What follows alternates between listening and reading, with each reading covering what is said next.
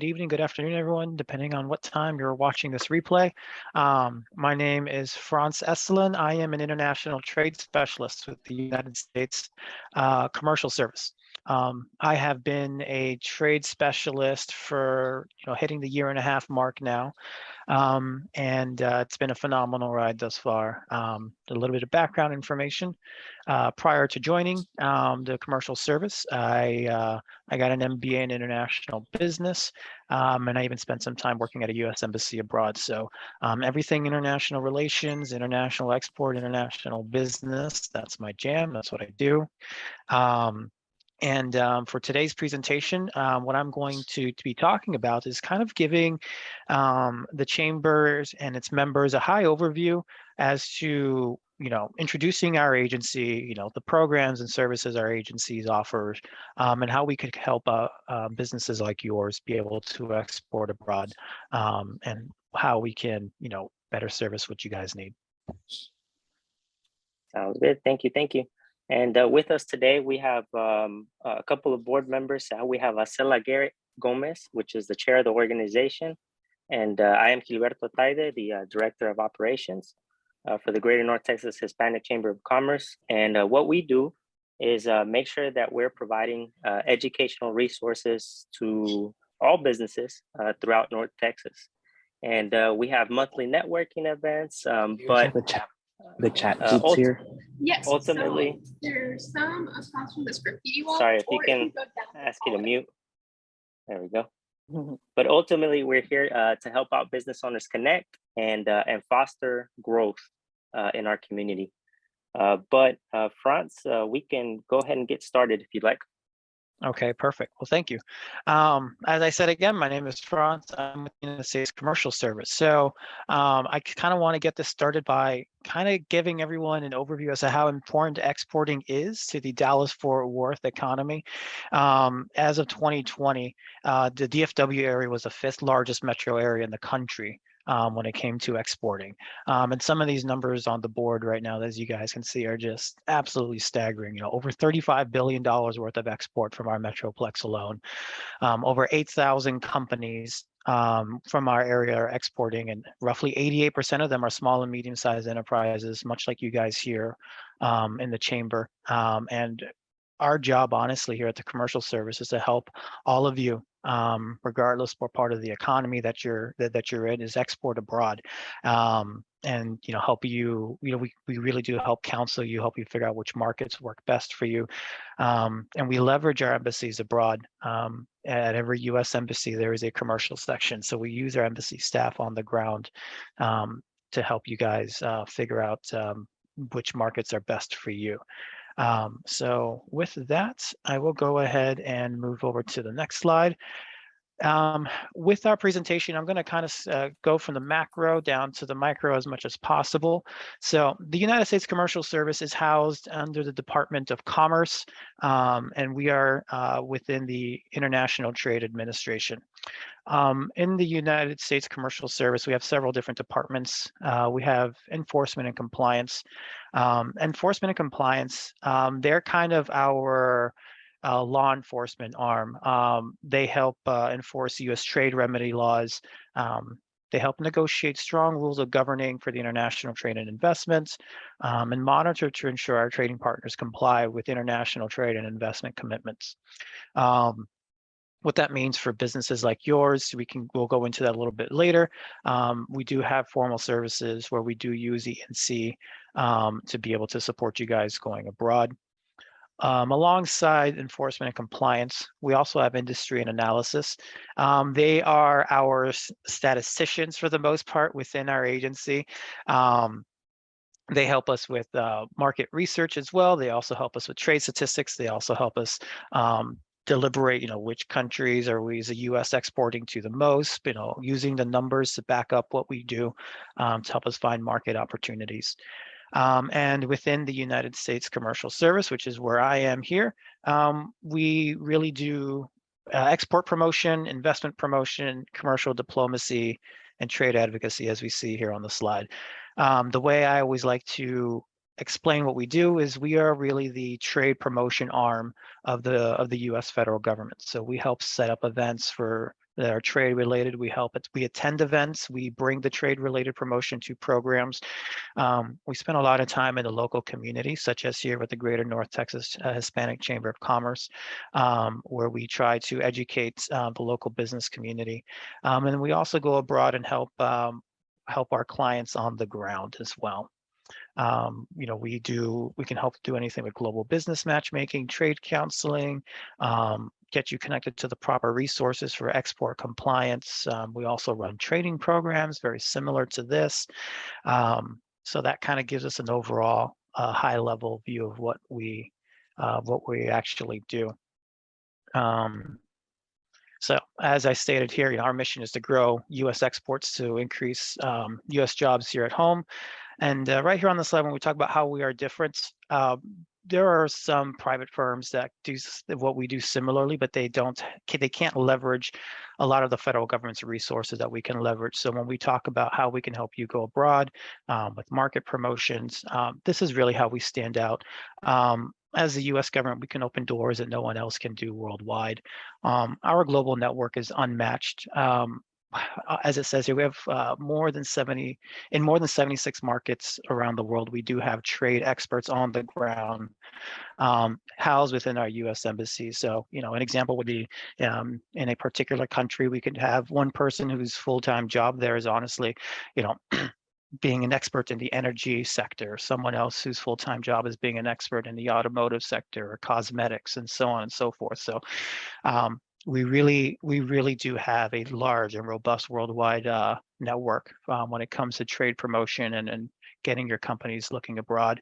I do want to make a point here. When it comes to helping U.S. businesses, it is essential that a couple of requirements are stated. That one, that you are a U.S. business registered in the United States, and two, that 51% of your products or services are actually performed here in the U.S. So that could be production, that could be wraparound services, or if you are if you're in a professional consulting industry, or if you're in a financial services industry, we just need to make sure that 51% of the content for labor and the value add really comes from the United States. And part of our mandate for that is our mission in helping businesses export is what helps bring jobs back home, is what helps keep local businesses stronger. And so we just want to make sure that you are an American business and you meet the 51% requirement. So with that, let me move over to the next slide. So this slide kind of goes over some of the things I've talked about, and I'll go a little bit more in depth as to the services that we offer. So starting right here with the top where it says export counseling. As an international trade specialist, my job is to be you're on the ground. You're on the ground. I almost kind of like to say consultant. I would sit down with you and your business, and you could talk about different markets. Doesn't matter if it's a small, medium, or large enterprise. I've worked with Fortune 50 companies, and I've worked with small, one-on-one mom and pop shops. With counseling, what we do is, we talk about your business. I would go over what potential markets you're interested in. We can have a discussion regarding, why are you interested in this market? What are the opportunities in a variety of markets? I could also, at that point, bring some information over, get you to consider other ideas, and just kind of have a chat. Where is your business along in the export process? And then usually at that point, once we kind of start identifying potential markets, we then go into market intelligence. And this is where things really start, when we start really getting into the weeds of what we do. Let's say, for example, your company is interested in exporting to Argentina. What I would do, after we've kind of had a conversation as to, what sector you're targeting, what your products and services, do you meet the 51% requirement? We would reach out to our embassy staff in Argentina and get you connected with our trade experts at the embassy there. We do a virtual call very similar to this and talk about the market. and our trade experts on the ground would be able to provide useful information as far as best practices, financing, legal, some very basic legal guidance, such as, make sure your business is registered here. Here's other legal resources that we can provide that we've worked with. And I know here it says, and cultural issues, and that's something that making sure you're able to culturally navigate the market that you're in is very important. So with our market intelligence products, we definitely would, give you the one-on-one counseling on the ground with our embassies abroad. And then we could also do what we call an international market check, where our trade experts on the ground will write up a full report assessing your products and services in the market. And that right there is worth its weight in gold. It's only, depending on the size of your business, it can be just a couple $100 on our end charged for that. But I have seen, private sector companies charge in excess of thousands of dollars when it comes to getting a market intelligence report done. And with that market intelligence report, what would come with that would be, how does your product or service fit in the market? Who are some of the potential companies that you could work with? Our trade experts on the ground would, even go as far as maybe even contacting some of these companies to see if there's an interest, and kind of give you a write-up as to, some constructive criticism that your company may need to focus on. Sometimes I have had this, often where a company would, for example, would want to go into, let's say, France, and their product or service match the country there, but they never once thought to have their website, put in French, or get their marketing material translated into French, or go into Quebec. It's a very similar thing, or even going down south to Mexico or Argentina. So we definitely do that market intelligence reporting for you. And very often after that, assuming the market intelligence, reporting comes back saying, you're a very good fit and you feel comfortable with using our services, we'll then move forward with our business matchmaking, which we'll see here, where, on the slide, where we connect you with pre-screened potential buyers or partners rather, promote your product or service to prospective buyers at trade events worldwide, or meet with international industry and government decision makers in your target markets. This is where things get real interesting. This is right here. This is the bread and butter of what we do. We have a couple of different ways that we go about it. One way that we do it, depending on the market, sometimes we'll do it virtually, where our trade experts on the ground would reach out to prospective companies on your behalf, see if they're interested in having a meeting with you, and we'll have roughly 4 to 5 meetings for you with potential partners or potential buyers in country. Another way that we do this is what we have called our Gold Key service. And this is, for particular markets, such as, the Middle East and Latin America in particular, business is really done in person. So we would invite you to come out to the country. It's usually for anywhere between 24 to 72 business hours, where our embassy staff will have meetings for you in person, potentially take you to site visits for distributors. And then lastly, some of the cool parts of what we also do, if in the event that, you can't particularly go to a international trade event, or you really want your business to be promoted at a particular event, some of our staff, even myself involved here, would go to different large trade shows internationally. And we could even meet potential partners on your behalf and market your company there. A couple of a story about that. I currently have a company right now in Latin America who is working with one of our consulates at a very large trade show, and they're very much happy with the service. They're working to promote them on their behalf, and we're getting the report as to how that goes. And that's really, like I said, where our bread and butter is. Very often, that's where our clients really find the value in what we do. I would say that's its most important part. And lastly, we have here commercial diplomacy. Commercial diplomacy is a very specific suite of services that we offer, where, going back to what I was saying earlier with enforcement and compliance, sometimes some of our clients encounter very specific barriers, government barriers in particular, to having their products exported, or having what they feel like, sometimes the rug pulled under them, or felt that the host government was not particularly fair with when it came to a public tender, and they were bidding for a particular public tender. So what the commercial service does in that case, we have very specific channels where we go from government to government advocacy, big A advocacy. I like to be very specific. Little A advocacy is a broad general term. Big A advocacy is a very specific process, government to government channel that we go through to advocate on your behalf, to make sure that the host government is following proper legal rules, that's either governed through a very specific free trade agreement, or a regional treaty, or even your very basic World Treaty Organization rules. So these are the overall services that our agency offers. Like I said, it really stands out when you consider all that you get for very cost-effective recovery costs. Moving forward with that, here are some of the trade events that we do work on. So I mentioned earlier trade show representation. I have a client particular that's doing that now. Trade missions. Trade missions are very important. It's I myself work on a lot of trade missions.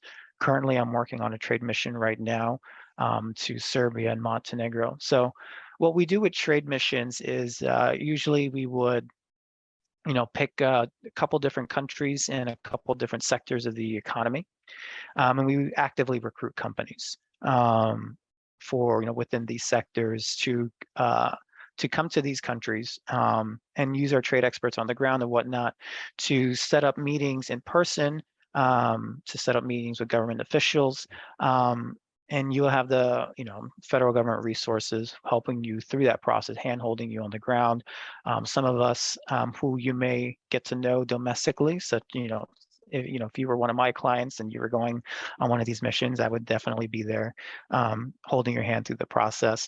And these are excellent. We get rave reviews for this program all the time. These trade missions are very essential to what we do. We also have here, we'll talk a little bit about it later. We see trade wins. You can see my background has trade wins. We'll go ahead and get into that a little bit later. And we have another flagship event here called Discover Global Markets. We just recently had that a couple of weeks ago, which is a very large forum where where we recruit companies domestically to come to an event here in the U.S., and our embassy staff abroad will recruit local companies in their countries, and then we all meet at a giant forum depending on the sector and what the theme is, and we also set up a lot of meetings where our clients who attend will be able to meet with commercial diplomats, will be able to meet with particular businesses, will be able to meet with foreign government officials, and also U.S. government officials. So it's an absolutely stellar event, and I'm really glad that we were able to have it again earlier this year. Going on to the next slide here. Here we go. So give me 1 second. Okay. So why is this? Oh, sorry about that.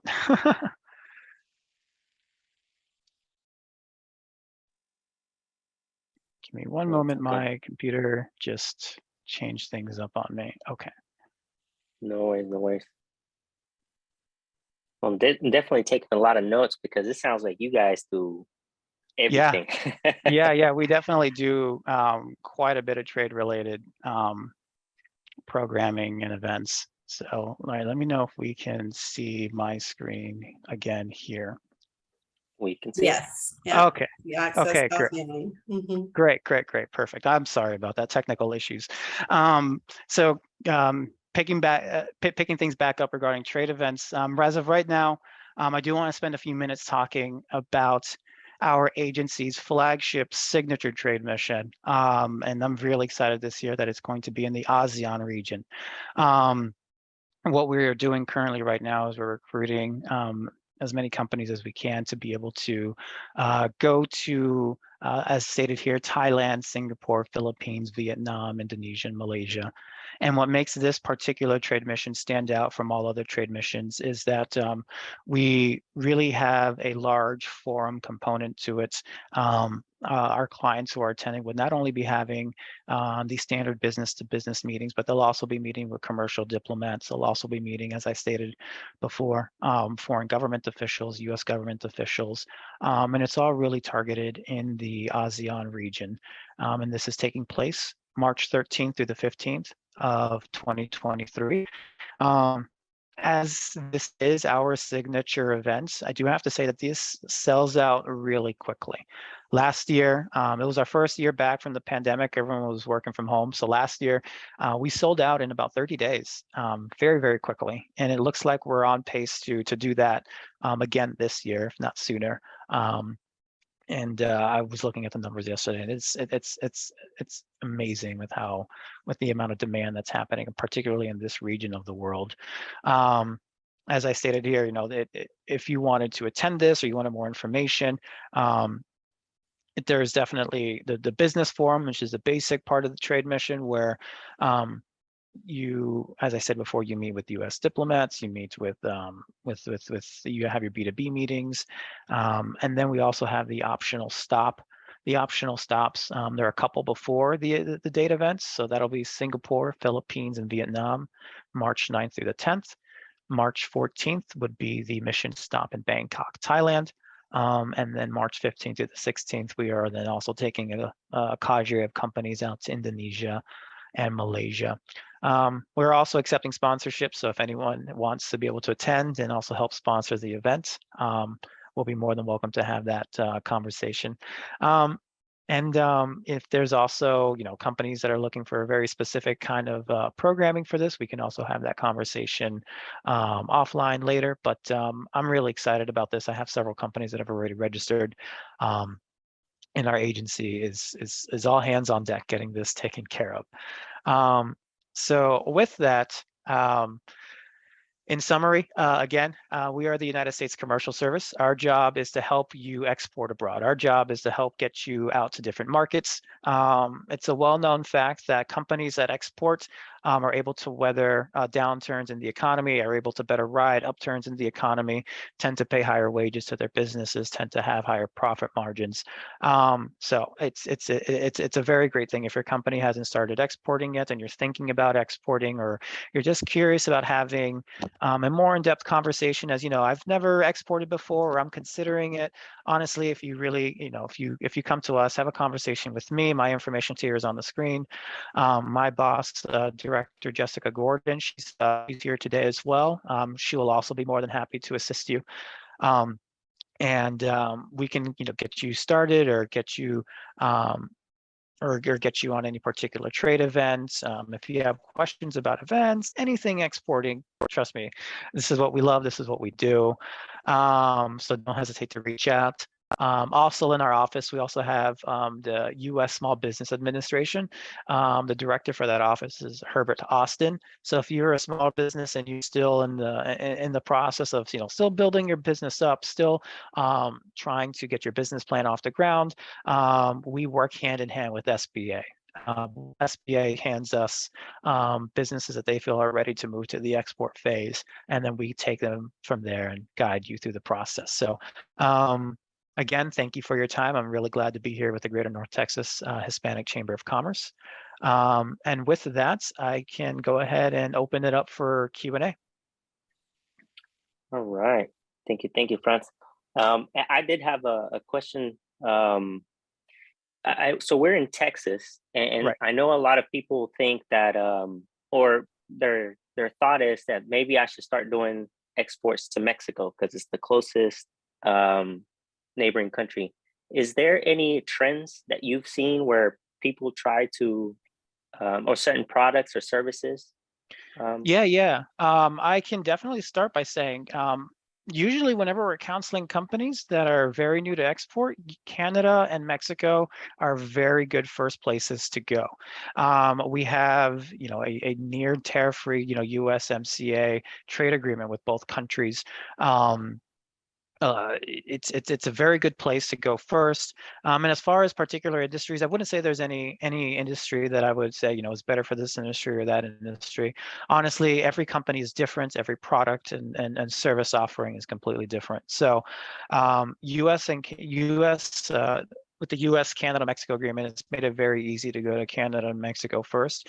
And we also, if I'm also correct on this, we also have, our largest staff in Mexico, and Canada is not far behind. So we are fielding questions, fielding events all the time between Canada and Mexico. Okay. Yeah, Sounds good. absolutely. I mean, everything that Franz said is on point. And a lot of times we actually, will recommend if, company has familiarity with the market, in this case, Mexico, if they have ties to Mexico, if they're from Mexico or families from Mexico, that is a great place to start looking at exporting, because they already have a lot of the experience, expertise, intel. They'll know a lot about the cultural dynamics, right? It may be just the case that they need support and really honing on, what type of partners might be most appropriate for the product or service they may be exporting. And some companies may be exporting there indirectly. They may not be doing it directly. So, Mexico is incredibly important to the DFW region. It's right behind Canada as our second largest export market, where we export about 6 billion to Mexico. So Mexico is incredibly important to DFW. And as Franz mentioned, really the products are wide ranging. So in terms of the type of companies exporting to Mexico, we've supported companies that have exported anything from aircraft and helicopters to general consumer goods or medical. Absolutely. It's wide ranging. Yeah, services, intellectual property. Services as well. Yeah. Wow. Well, that's amazing. That's awesome. Now, as someone that has no experience exporting, is there any typical downfalls? Is it typically planning? Is it resources? Is there anything that you guys would see as a trend?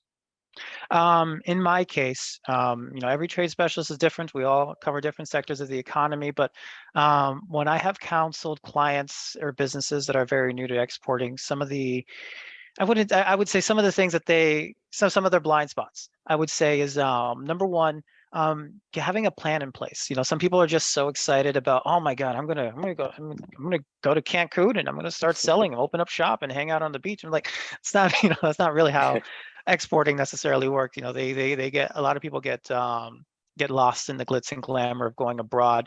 Having a real plan put together, and I really try to dive deep with some of my clients to make sure we can do that. And for some companies, some small businesses, but this probably is more so for medium-sized businesses, is making sure you have buy-in from upper management. Very often I'll get questions from probably middle line managers who are very interested in maybe potentially taking their company abroad, and we'll start getting into the conversation, start getting into services, and then and then they'll start asking management, when it's coming time to actually start setting up an event or whatnot, and then management would give a yay or a nay. So I would say making sure you have also buy-in from upper management as well. And number three, start small. If you're getting new to exports, start small. Some companies would want to bet the house on 3 markets and then invest everything. I was like, no, let's just start with one country, see where we are in a year from now, and then take it from there. But I would say those are the top 3 things that I have personally come across in my career thus far. I don't know, Jessica. Yeah, I think that you did very well. Wow, I'm just kind of complimenting what Franz says, because he covered it so well. And we get this question a lot, but I think that it is so important that companies, take a step back, and exporting can be a lucrative business, but it is important to ask those questions that Franz mentioned. So really having commitment from top management, and also looking at it from a long-term perspective, having a long-term commitment, because there might be opportunities where, companies, make a sale, maybe it's a one-off, but in terms of being, intentional about building an export business, there has to be that strategy component. in terms of looking at, who your customers are, who you want to serve, what their interests are. And if you're looking at partners, really looking at your capacity. So starting small is important, because when we look at partners for a company, we try to make sure that that partner matches the same type of capacity that the U.S. exporter has. So it's important that you can look at maybe building the scale, but that is important to consider, as you start exporting, what does your capacity look like right now if you're just starting off to sell, and then really exploring all resources available. Capital is incredibly important. It may be the case that companies want to explore microloans or SBA trade programs, or finance tools, or crowdfunding, different types of resources. But I think that is important to look at, because companies sometimes, I think, assume, oh, it's not, it's not that challenging. But then you start to look at all the costs that you might incur. And I think having those resources in play and being knowledgeable of those resources are important. And I say to conduct due diligence. I think with some that might have familiarity with a market, they have an understanding of market conditions, but in terms of looking at the right partner, I would say it's necessary and it's critically important to leverage resources available. I say this because our office worked recently with a consumer goods company. They have, they offer consumer products, and they were completely new to export. And they presented some information to us where they were trying to get some information from our team in Kuwait City, where they wanted us to review an opportunity that had been presented to them. And a lot of this was done just through email coordination. So they were contacted by this alleged government agency in Kuwait City. And it was presented as a multi-million-dollar contract for the supply of consumer products for refugee relief efforts. And so when I saw this, and this was just me, emailing the company back and forth, we had a conversation. I saw this and I said, wow, this is an interesting type of request, just the nature of it, right? I mean, consumer products, right, for refugee relief efforts. But I wanted to make sure that I did get this checked out and conduct due diligence in working with U.S. Embassy in Kuwait City. And so I did, and got some, initial feedback and information from our team and shared that with the company. And for whatever reason, the company was so passionate and interested in the opportunity, they were leaning toward proceeding. And so I provided feedback that I would suggest halting communications, because there are a lot of red flags here. And I shared those red flags. That wasn't enough for whatever reason. And so I went back to my team, and this all happened within 24 hours, and said, can you give me more information? And, if you have a report or something that you can draft or, work with your local partners on, that would be even more helpful. And so I shared that information, and somewhere like within a few days, the company decided to proceed and kept communicating with this alleged government agency. And there's a lot more to it. But they had a state-of-the-art website. I'll tell you that, because I visit the company's website. There were attorneys involved, professors involved. And so unfortunately, the company decided to proceed and had to pay like a $7,000 fee for the attorney to represent them and potentially submit the preliminary information for the contract. And so once I got, and this is before I got the more formal information from our team in Kuwait City, they did that. So I got back on the phone. I said, okay, I need something else. I need something more. And this is not even official service. This is just me reaching out to our team there to leverage our resources and get intel and get information, right? So once our team kind of constructed more of a formal review, I shared that. And I told this company, I said, you know what, this is my recommendation, my suggestion. We can't tell companies what to do. We can only. Right. And in summary, they decided, okay, we're gonna halt communications. I think the key was when I told them, this is what we suspect, that they're gonna come back now asking for 20 grand. Not gonna be a lower amount, it's gonna be a higher amount. Sure enough, that was the case. And then that they believed us. And so hopefully we did save them some harm. But I say all that to say my heart was breaking. So I could hear from the company how bad they wanted this opportunity. And I'm saying there will be opportunities. Let's look for some opportunities for you. Let's leverage our resources. This is just not that opportunity. Yeah. I mean, just to piggyback off of Jessica, she also was kind of starting to describe one of the services that we offer. And I wouldn't put this in the top 3, probably the top 10. One of the things that I come across a lot are companies who come to us who say, hey, I got this email from this company, that's interested in buying this. Can you guys look into this?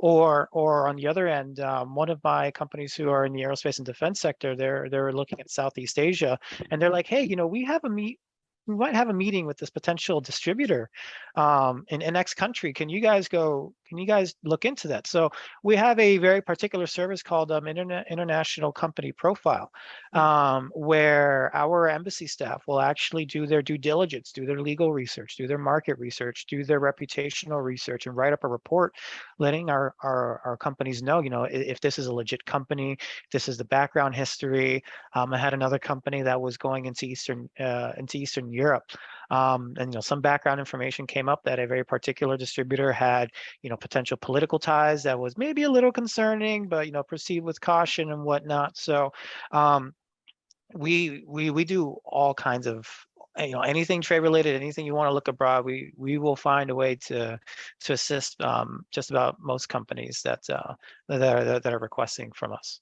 Yeah, an example I gave, it wasn't even a formal international. Yeah, she didn't even do it formally. Yeah, we could have gone that route, but I felt like we didn't have time. I was thinking, okay, we need information as soon as possible, right? Which this was, our office really deemed it as one of a classic kind of Nigerian scam. So we see this, often. You all probably do. You're shaking your head, but I'll tell you, this one did look. I mean, in the beginning, my initial glance at this was like, okay, let me go to this website. And I'll tell you, they did have a state-of-the-art website developed. We had to really, kind of dig to say, okay, yeah, this is not legit. This is not an opportunity you want to pursue. Wow. Well, it's extremely important to have you guys as that resource, because I could see that happening a lot, where, companies are reaching out and you have no idea what's going on in the background. A little back to the trade winds, ASEAN. Is there a reason? Is there a lot of? I'm assuming it's because there's a lot of growth and a lot of opportunities in those areas. Right. But anything in particular that you guys, this is why we're doing it in this section, in this area of the world? And my answer to that is I'm starting to see. I do, with a lot of my clients tend to go into Europe and Latin America, but I'm starting to see a large trend moving forward towards Southeast Asia. And I think we can see for, just my general reading of the world room, there are geopolitical reasons for that. There are large economic reasons. And a lot of those companies and countries really are looking for high quality US services and products that only the United States can deliver.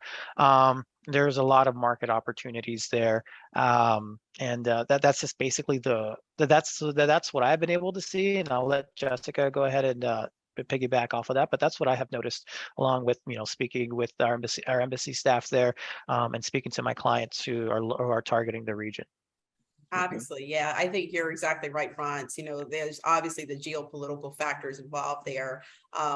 Just over the last, even before COVID, but especially during COVID, the last couple of years, we've seen a lot of companies kind of shifting and looking at market opportunities outside of China. Right. So they're looking at these markets, Singapore, Vietnam, Philippines. There's been significant interest in Indonesia and Malaysia. We talked about that recently. And as we were having our team meeting this week, we're talking about how many companies are pursuing opportunities in those markets. Right. This is outside of trade winds, but it's across the board. It's across different sectors. And I think for us, what we try to do is really look at where our clients are looking and where they need support and resources. And that allows us to strategically coordinate our programming and our events. And that's why we think that having this flagship event in the ASEAN region is so important. Actually, this is kind of driven by interest from exporters and from our clients. Right. Wow, that's awesome. That's really, really good to know. I did have a question. Oh, go ahead. Oh, go ahead, Chris. No, go ahead. Hi, my name is Chris. So I did have a general question. Considering that you have probably worked with a lot of industries, a lot of companies, I know success is relative, right? But would you be able to say what is a, I guess, trend in regards to industries that have experienced a certain level of success going through the process of exporting, whether it's a product or service? For the way that I would answer that,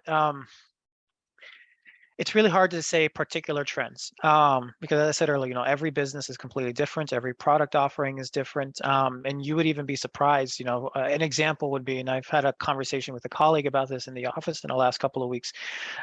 Southeast Asia, for example, the cosmetics industry there is a bit of a flooded industry, but we've been able to have a couple of clients have really big wins, in cosmetics when it comes to going out to Southeast Asia. So it's really difficult to say, and each one of us in our office covers particular sectors of the economy, so we all kind of see different patterns at different rates. So I personally cover aerospace and defense, design and construction, and advanced manufacturing. So on my end, I see sales cycles that can last several years to as quickly as several months. So it's really hard to say any very specific trends as regarding to country and sector.